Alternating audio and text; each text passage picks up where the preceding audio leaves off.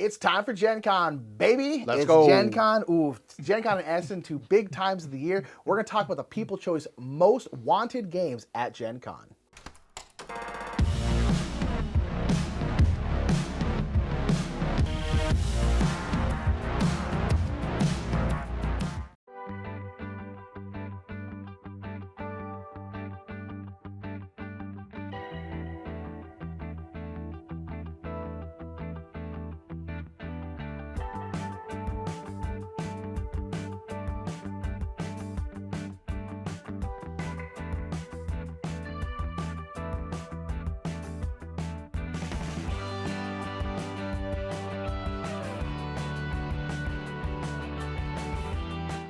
What's up, everybody? I'm Mike. I'm Nick. We are the Brothers Murph, and yes, it's time to talk Gen Con Most Wanted list. These, Yes. for most of the major conventions of the year on Board Game Geek, there are preview lists that are generated that publishers can say, hey, these are the games we're going to have available for demo, for sale, things like that at a convention, so that you can sort of get an idea of, you know, what kind of games you might be getting interested in, what booths you want to stop by, and all that stuff. It's a super useful tool. Yes. That we recommend you check out. And what you can do is you can use your Board Game Geek profile to go in and click saying like, hey, I'm interested in this one. I must get this one. You can sort of thumb up stuff you're interested in. It kind of helps give people an idea of like what games people are looking to pick up. Yeah, so this is specifically going to be what people click as the most wanted. A lot of times these lists people sort it by thumbs, like what's the hottest games.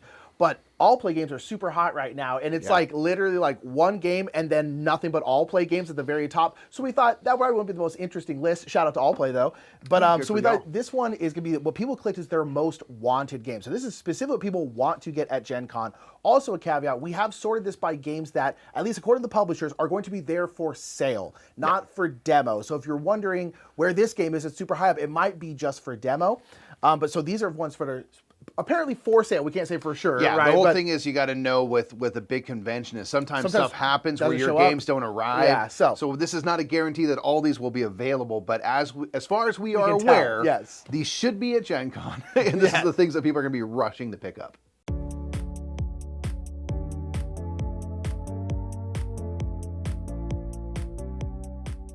Number 10 is going to be Thunder Road Ignition. Yeah. So this is cool. This is I'm excited for this one, man.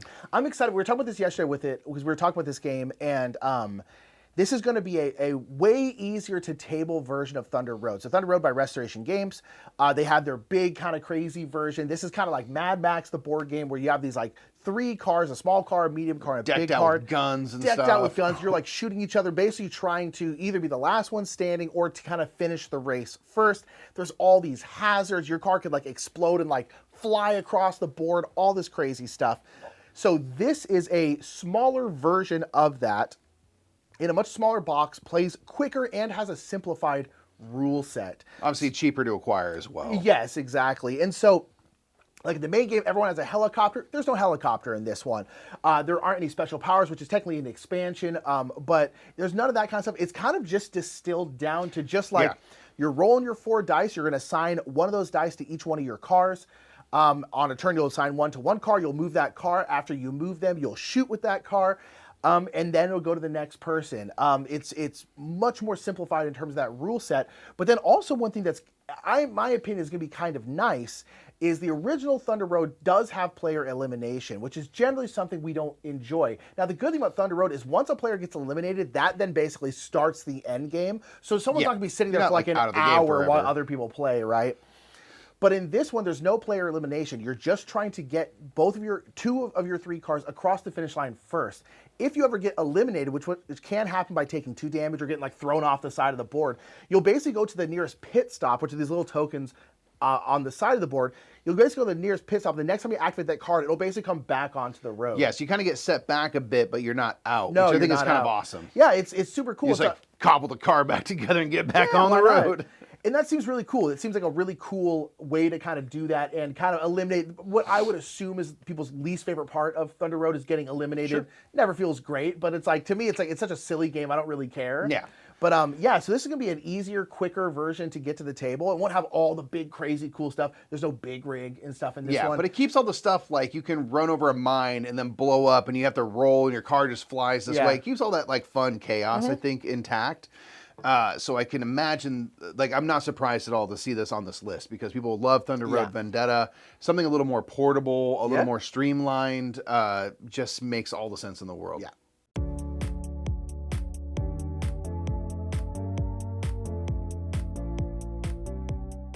Next up is going to be Railway Boom. Boom! I feel like this game is going to blow up. Yeah, I mean, by the title, it should, right? This is... different Boom, but yeah. Yes, this is a game that is, I think, was already out overseas and now is coming here. And this is a game that you are building out a network of rails and things, but it's sort of like a multi-stage auctioning game where essentially during each round you're going to go through a specific set of phases to get kind of new cars for your trains, to build out networks, get kind of technology cards to upgrade your operation. And in each kind of these phases, there will be an auction that you have to do that uses a different set of your resources. Yeah. And so you're kind of having to manage, what resources you have stockpiled to be able to get this thing first, because basically every auction is going to help sort out the turn order for drafting elements. So, and the thing that's interesting about this game, we had a chance to play it, is there's some cards that are just better than other cards. Like this one, they have the same ability, but one costs more. So it's like, well, I don't want to get the one that costs more, so I want to get higher in turn order so I can get the cheaper one. So you're always kind of jockeying for position. With every phase where you're gaining elements and placing out trains and stuff, you will get to do those things. But oftentimes it's nice to be able to do it first. So how and when do you spend those resources? Those resources are also then needing to be spent to do those actions. Right. And so, it's just kind of interesting. Like, I think there's like 3 or 4 auctions per round. Yeah, using the different types of resources, and you're trying to connect different cities together. You're like producing goods and stuff like that. It's a really interesting game. Yeah, you have like awesome your art, trains of course. or producing goods you're putting on there. It's got a whole bunch of different stuff. But again, it's kind of each one of those things in the game is run by an auction, basically. Yeah. It's very interesting. Yeah, it's really cool. It's got great art and stuff. It's a Hisashi Hayashi game. So I'm excited to see this one come over Simone here. Luciani, Simone Luciani, Eno Tool art. Yeah.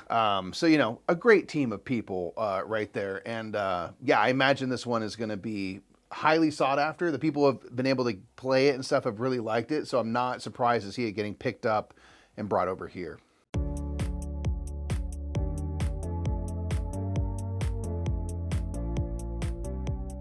Next one is going to be Night at the Zoo. This is by Capstone Games. This is all about zoo animals who have escaped and are trying to get back into the zoo. Trying to have a night on the town. They had a night on the town. They went out, got hammered, coming back, And so basically you have your board and you have, in each game you're going to have 3 different animals. There's a whole bunch of them in the box. And they all basically move in different ways. Yeah. And or have different scoring when they get back to the zoo. And they all kind of start off your board. And again, they're all trying to get in there. So what you're doing is you're drafting out these tiles, and these tiles you'll put on your board. If there's stuff on the board that you cover up, you'll get those. And on these tiles, sometimes there'll also be these various symbols. These symbols might be these little arrows, which allow you to move your animals, or they might be these binoculars, which allow you to discover their animals, because all the animals are technically off the board a little bit on these like little rocks. And then to discover them, you'll basically put them on the first kind of space off the board, and then you can start actually moving them from there. But you have to like discover them first. And so you're basically taking and putting these tiles, again, if those tiles have those little arrows, you get to move any animals that you want, or you can take a tile and you can chuck it, because there's 3 different kinds of tiles. There's like sand, desert, and like rocks, these rocks, and like red, these kind of like orange, and green. Yeah, basically red, orange, and green. And if you chuck, let's say, a green one, which is kind of like grass, any animals that are on grass can all move. And so it's this kind of thing, a lot of times you're trying to position animals on all one color and then chuck a tile instead of placing it to then move all those animals. But like I said, they all move in different ways. There's like cheetahs that move fast. There's like penguins that just slide in a straight line. They'll go as far as they can in one direction until they basically hit the edge of a tile. Yeah. So that is like they're really There's a efficient at sloth moving, that but moves also and then falls asleep. Yeah, and so you have to wake spend them up. a whole movement waking them up and then move them and they fall asleep again. But they're very valuable. They're worth a lot of points if you get them in the zoo. So that's what you're doing. You're just drafting tiles, putting them down, trying to get as many of these animals back into the zoo as possible. Yeah, it really is a game that moves quickly. You know, you have to make some tough decisions because you want to be efficient.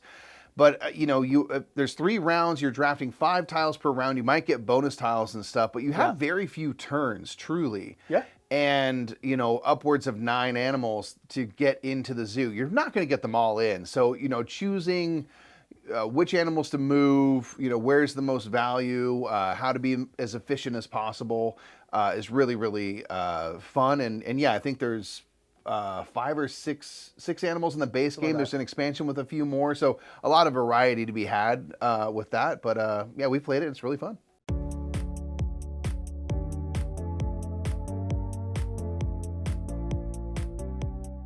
Next up is going to be the Game Makers Metagame, the metagame. I do love a good metagame. Honestly. Yes, this is it's a game about making games. It's a game about making games, but real games like Gloomhaven and yes. stuff. So this is from Bézier, who you know, got permission, licensed with various other publishers, so that all of the games that you could potentially be making in this, you're running a board game, you know, manufacturing company.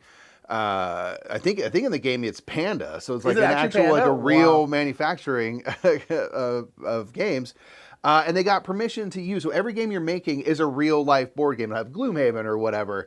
And those games are going to require different elements. You know, some are going to require, you know, plastic pieces to make minis. Which is also going to be accurate to those games, yes, right? Yeah, it'll be so what you expect in the game. Terraforming Mars is going to need a lot of cards, right? You need a lot of cards and stuff. So this is I'm pretty sure, a simultaneous action selection where you're going to choose what action you're going to do, and you might be producing materials of different sorts, and most everything is multi-use. Yes. Where a lot of games have cards, so you draw cards, but each of those cards is a potential game you could make, because when you play a card, that can, you know, down to create a game. That's what those elements. So you're kind of like choosing, like, well, I'm just going to use these cards just for their card thing to go toward the material cost for this game. The wood and the plastic and stuff you can do, you can kind of upgrade your operation. Unlock different types of scoring, trying to kind of be eco-friendly along the way. And so, yeah, it's this game where it's super meta and stuff, but it's on, or was on at least for a while, on Board Game Arena. It's super fun. Yeah, you played it a bunch, It's actually a really good, fun game with all these multi-use elements. So it's like everything could be used for a game, but I could also make my operation better. I could use my employees in these kind of better ways if I put this thing up here, but am I ignoring the games I'm trying to make? And you're kind of filling out a tableau, your shelf essentially of the games you've made. And a lot of those things are going to have different, you want to have groups of the same type of game and all sorts of extra scoring that can be had from there. It's a really fun, interesting game. It's cool that it's kind of finally coming out. And I hope to play the physical version at some point. Your little action selection thing is like a forklift steering wheel. Because you're in the warehouse. Yeah. I just think it's very great. meta. If you're like, very fun. If you're into board games and stuff, it is so meta. But it's also like a cool game. It's not just a gimmick, seemingly. And yeah, so I've enjoyed my plays of it. Yeah.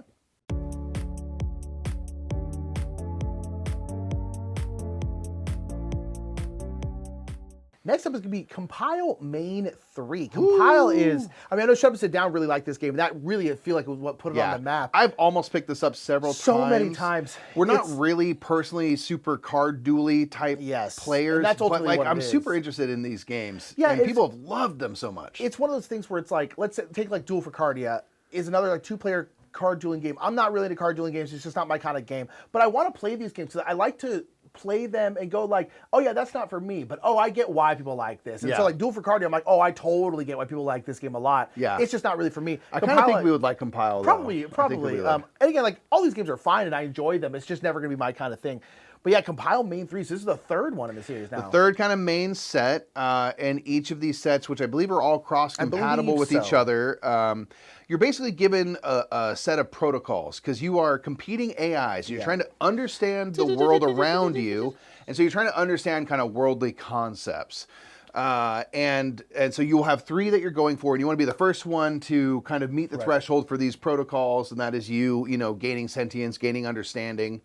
And in this one, amongst the other protocols, it's the 7 deadly sins. So you're trying to understand pride and lust and things like that, which I think is cool. Very fun. And this Compile 3's, to my knowledge, the first one that also offers a solo mode to now play, which is huge. I'm interested in that for sure. I imagine that is bumping up. Yeah. Because Compile, I feel like, when I first heard of it or saw it was at a Gen Con, and people got very excited very quick and stuff, and it has this cool box. Yeah, and it's stuff. like this little square box. It's cool. And so a Compile is a game that I'm not surprised to see on a must-have list for Gen Con. It's portable. You know, you can play it right there at the con, and now being a third set and everything, and now having a solo mode, that's probably going to bring a whole new generation of people in because maybe they'd only want to play it solo or something. So not at all surprised to see this on the most list. But yeah, the 7 Deadly Sins, among a few other protocols, I'm like, that's pretty cool. I'm interested in that. So maybe this will be our jumping in point. We'll see. We'll have to see.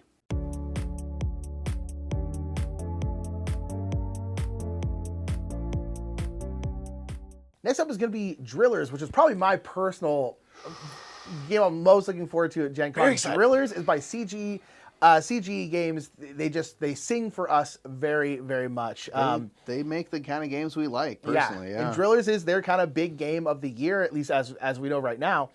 And yeah, this is a really cool game where you have these like mechs and you're like drilling down into the ground and going to be mining. I know all of your individual mech unit is they're asymmetric, so they have different powers, different things they can do. And you're playing cards and you're kind of going down. And I know as you go down, you're unlocking stuff. I think you're unlocking like new technologies and stuff, but I believe that like as you're going down, the things you're unlocking become available to kind of to everyone. Yeah, it seems like a lot of shared infrastructure stuff. Which is really cool. I really, really enjoy games with shared infrastructure. I think it always creates really, really interesting decision spaces where you're like, oh, this is really, really good for me. But this also be really good for Mike. So do I want to do that? I think that's very interesting. And then all the stuff that you're kind of mining, you then can then sell for profit with like various drones and stuff like that.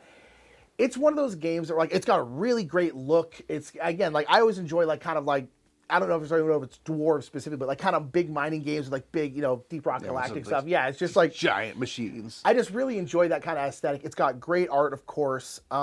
And it's CGE, man. I'm just like immediately like I don't need to know anything about the game because like I think this game is to buy anything like I think this game is going to blow up. Yeah.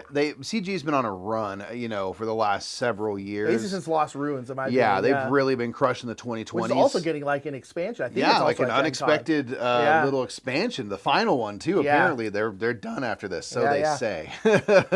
I assume they will. I guess Mid-Net will probably do something else, but yeah. Yeah. So yeah, Drillers is personally we're very excited for. I can't wait to play this one. I think it's gonna be so fun. Yeah. Hopefully it is. If you're at Gen Con, pick it up and let us know if it's good, please.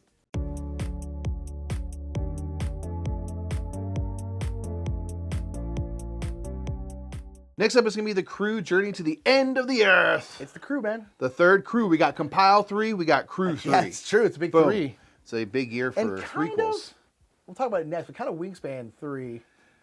Yeah. Wingspan Asia, Wingspan 4, really. Yeah. Anyway, whatever. That'll come up later. But yeah, Crew... So now you're like trying to get to Everest and stuff like that, or like from Everest to the center of the Earth, it's or Journey to the ends of the Earth. Yeah. So you're trying to get to like Everest and stuff. You're venturing, far afield.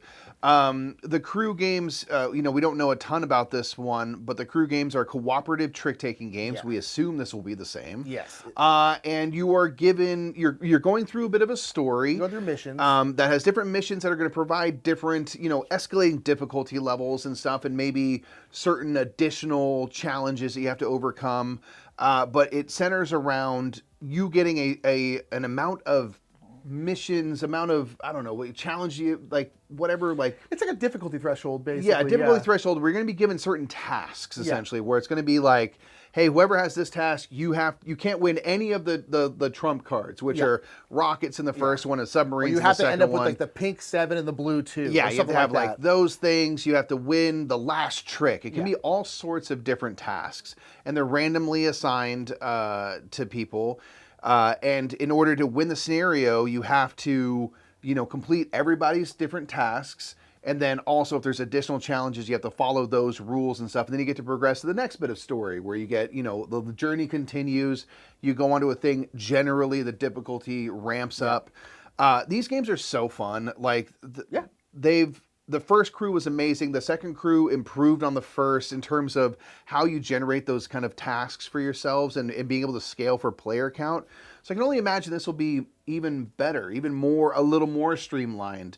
But they already have a great thing. And it's a cool thing. It's like you can go through the story, but also just being like difficulty level, and drawing out these mission cards, these task cards until you meet that. And then playing around is also just fun on its own. You can just play that forever and never even worry about the story part. But the story part's kind of fun to go through and to try to challenge yourselves.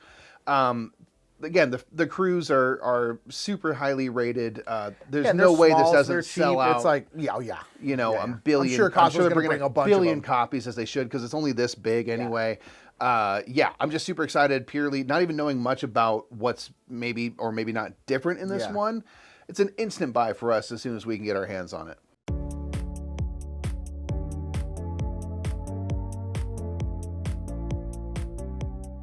So as alluded to, the next one's a Wingspan game, Wingspan Pocket. This is a small. I'm excited So I for was saying this this one, like third Wingspan because you had Wingspan Asia, which is technically a standalone game. That's true. And then Wingspan Pocket. Finspan. So we're talking only in the Wingspan. Just the Wingspan. There's already 3 span games. There's 5 games in the Spaniverse. There you go. Yeah. So this is Wingspan Pocket. This is a smaller, slightly more streamlined version of Wingspan. A lot more streamlined. Yeah, I think it's a Wingspan experience in like 15 to 20 minutes. I think is what they always sort of explain it as. Yeah, so it's all card-based. So all of your cards are going to have a bird on one side. They're going to have food on the other. And you are putting them only in one single row. Yeah, you're kind of making one super row. And every turn, you can choose to activate all the cards in your row. You can play a bird. You can lay some eggs. You can get some resources. And you'll have sort of a market with 4 birds showing and then 4 cards on the other side showing their resources. So you need to be able to draw cards for their resources to be able to play the birds and pay those costs kind of like you would in normal Wingspan. But yeah, I think you play until you have 6 birds in your row. So it's a very quick game, but it has that kind of like chaining abilities of Wingspan that, we know and love with all those brown banners and stuff. But it's something where you can do that every turn if you want. Well, it's just quick. You can take it somewhere for like lunch and stuff like that. Because Wingspan, I love Wingspan, especially if you have all the expansions. Like it's a ton of cards. Yeah, the nesting boxes is it's great. Like this whole thing, which is great if you want to sit down and play that. But like I always enjoy like like the Mini Azul, like we only have Mini Azul now. Because we're just like, great, I'll just play this one. It's smaller, it's easier to play. It's the exact same game. This one is a different game in terms of what you're kind of doing. Again, same general theme, but like it doesn't play exactly the same. It is a standalone game. But it's like, I always enjoy like pocket versions of things because again, it's like kind of like we were talking about earlier with Thunder Road Ignition, the new one, where like if it's quicker and easier to set up, it's just easier to table. Yeah. And that means I'll play it more, which is always good. Same. Yeah. I'm in that boat too of like, I don't have a ton of time and maybe if you're out and about, any game that you can kind of bring with you out to where you're going is awesome. So yeah, Wingspan Pocket, I'm personally very excited for.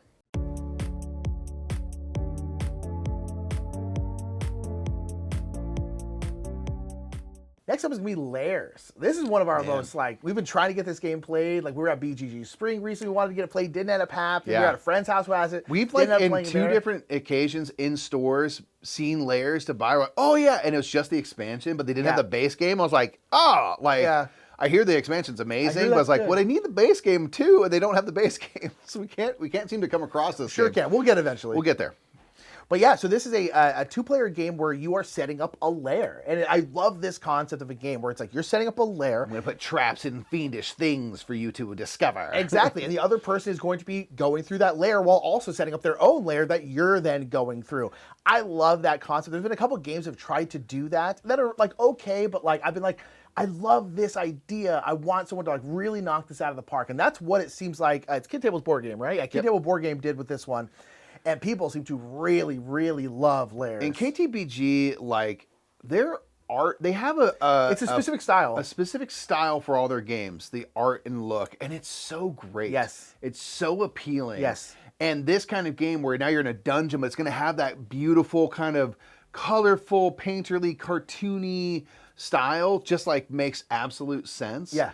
And so this is a game that I feel like really shows the power of word of mouth. Yes. Because I feel like this game kind of came out and stuff, and then people started talking about it. Yeah. And the expansion comes out, and people really love it. And it's just kind of built this momentum where now we can't find it anywhere because the word is out. And now we are also feverishly I hope they bring excited. a ton of them at Gen Con. I think they're all going to fly. They will. Yeah. I gotta think they will.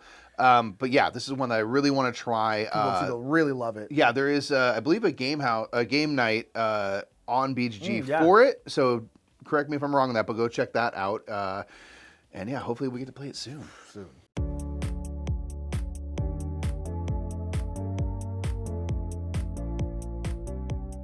Number one, I feel like you're super excited to play this game, and this is gonna be Entropy. Entropy Yeah. by Board&Dice, who just kind of make games for us. Apparently, like it's right in our wheelhouse. It's just our wheelhouse. It's and the types of games this we one like. seems really cool. It's made by the same crew made Barrage. Yeah. And this is, I feel like this is the next theme. You know how like board games go through like, there's a bunch of Mars eras. games. There's a bunch of dinosaur games for a while. I feel like this is an era right now where it's like flora and fauna on other planets. Yes, we've done it on this planet, and now it's colorful aliens. Yeah. There's colorful alien life and plants and things.